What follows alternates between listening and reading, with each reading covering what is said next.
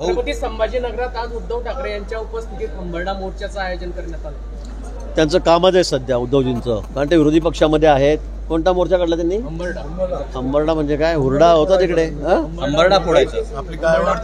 अच्छा अच्छा आक्रोश अच्छा, जनावरांसारखा अंबरडा फोडायचा।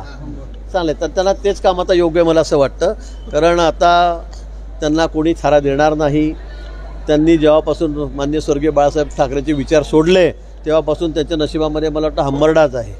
संजय राऊतांनी आज म्हटलेलं आहे की सर्वपक्षीय नेते मुख्य निवडणूक आयुक्तांना भेटणार आहेत। भाजपच्या देवेंद्र फडणवीसांनी देखील यामध्ये सहभागी व्हायचं त्यांनी म्हटलं। कशासाठी? 14 तारखेला आपली आपली मतं भूमिका मांडायची या संदर्भात। नाही, तुमची भूमिका तुम्ही मांडा ना। तुमचं भूमिका म्हणजे तुमचं रडगाणच असतं, जिंकले तरी पण ओरडणार, हारले तरी ओरडणार। त्यांच्या भूमिका कुठे त्यांची? त्यांना आता आयुष्यभर हरायचंच आहे आणि त्यांना अंबरडेच फोडायचे आहे, आणि त्यांनी फक्त सगळं जे त्याचं खापर आहे ते तर माहिती आहे, मग ते राष्ट्रपतीवर फोडतात, राज्यपालावर फोडतात, पंतप्रधानांवर फोडतात, निवडणूक आयोग आहे, सर्वोच्च न्यायालय आहे, उच्च न्यायालय, सर्ववर ते फोडत असतात। त्यामुळे तुमचं काय म्हणणं ते तुम्ही जाऊन सांगा।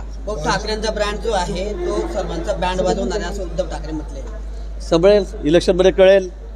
आता काय 2च महिने राहिलेत तर सगळे निकाल यायला, 2-2.5 महिने राहिलेत।